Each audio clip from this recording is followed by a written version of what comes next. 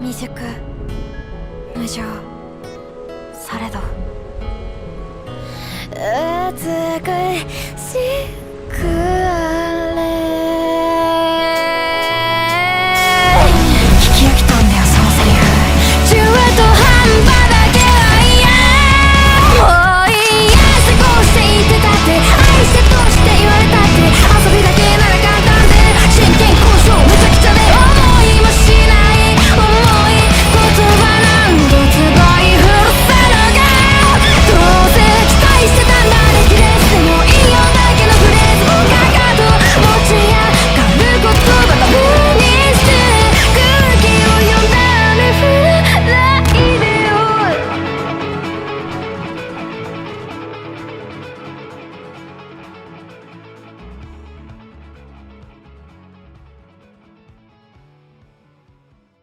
静かに